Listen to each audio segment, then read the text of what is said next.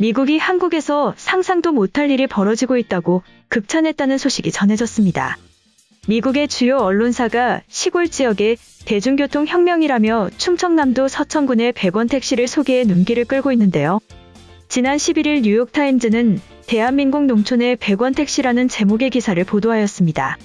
이 기사에는 읍내에서 차량으로 20분가량 떨어진 서천군 선동마을의 사례를 통해 100원 택시라는 복지 제도를 설명하고 어떤 배경에서 탄생하게 됐는지를 전하고 있는데요.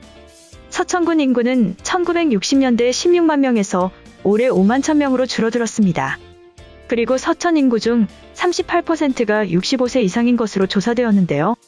이 때문에 선동마을에서는 2013년부터 인구 감소로 수익성이 떨어지는 버스 노선 일부가 사라지기 시작했습니다. 그리고 버스 운전사들이 파업을 하면서 그나마 하루 세대가 있던 버스 운행도 멈추게 되었죠. 이 때문에 차가 없는 지역 주민들은 사실상 고립된 상황이 된 것인데요. 대안으로 서천군은 승객이 100원만 내면 나머지 요금은 군이 지급하는 방식의 100원 택시 제도를 마련했습니다. 버스 정류장에서 700m 이상 떨어진 마을에서는 누구나 100원 택시를 부를 수 있게 된 것입니다. 거리에 따라 요금도 조금씩 늘어나지만 기존에는 25,000원 정도의 요금이 나왔던 거리라도 최대 1,500원까지만 요금이 부과되게 되어 있죠. 뉴욕타임즈는 이 아이디어가 매우 성공적이어서 서천군의 100원 택시가 다른 군으로도 확산되고 한국 시골 지역의 대중교통을 혁신했다고 보도했습니다. 지난해 서천에서는 40개 마을에서 4만 명이 100원 택시를 이용했고 서천군에서는 1억 7,200만 원의 예산을 집행한 것으로 전해졌는데요. 선동마을에 거주하는 85세 나정순 씨는 옛날 버스 정류장에서 집까지 장바구니를 끌고 다녀야 했던 시절이 어땠는지 상상도 못할 것이다. 이제 택시가 집 앞까지 태워다 준다고 말하였습니다. 100원 택시 기사 이기엽 씨는 일주일에 2-3번 운전하기 때문에 아마 이 노인들에 대해 누구보다 잘 알고 있을 것이다. 내 택시를 2주 동안 이용하지 않으시면 뭔가 문제가 있다는 걸 알게 된다고 말하며 100원 택시가 노인들의 건강관리에도 도움을 주고 있다고 말하였죠. 한편 최근 한국이 미국과 일본을 뛰어넘었다는 소식이 전해졌습니다. 한국의 코로나 백신 1차 접종률만큼은 미국과 일본보다 앞선 것으로 나타났습니다. 다만 접종 효과는 백신 종류별 접종 횟수와 접종 후 일정 기간이 경과한 후에 나오니 아직까지는 집단 면역이 가능한 상황도 아닌데다 방역 긴장을 풀 수 없다는 의견이 제기되고 있는데요. 방역당국과 감염병 전문가들이 이른바 단계적 일상회복을 성인의 접종 완료율 75%는 넘겼을 때 고민해봐야 하는 문제이라고 밝히고 있습니다. 정부의 추석 연휴 전 전국민 70% 1차 접종률 달성 목표는 이뤄지겠지만 2차 접종 완료까지 더 속도를 내야 하기 때문이죠. 지난 12일 글로벌 통계 아워드인 데이터에 따르면 지난 9일 기준 한국의 1차 접종률은 63%로 각각 62%인 미국과 일본을 앞지른 것으로 집계되었습니다. 코로나19 예방접종 대응 추진단은 12일 기준 1차 접종자는 하루 새 32만 6,756명 증가해 누적 3,313만 333명으로 전체 인구 5,134만 9,116명 대비 64.5%로 나타났다고 이날 밝혔죠.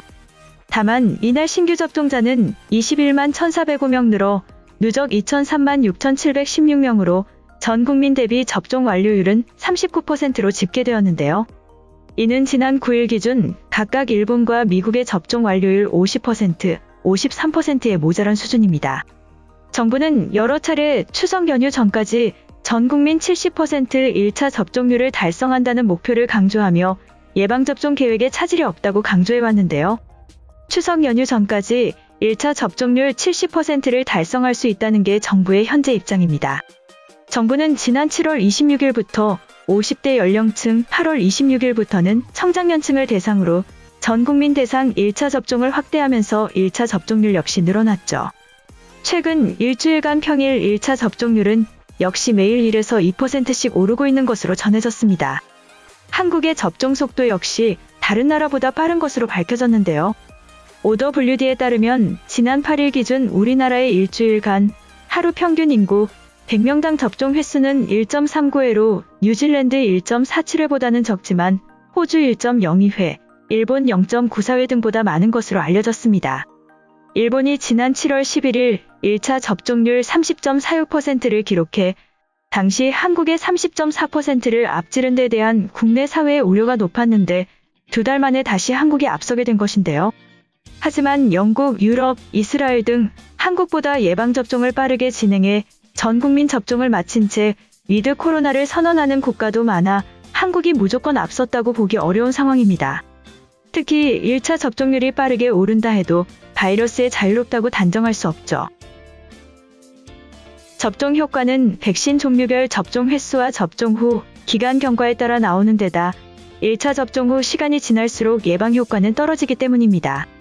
방역당국은 지난 8월 말 단계적 일상회복 검토 시점은 추석 전 1차 접종 70% 목표 달성하고 2주 지난 9월 말이나 10월 초쯤이라고 언급한 것으로 알려지면서 일각에서 이를 방역 폐기 메시지로 오해하는 일이 벌어지기도 하였는데요.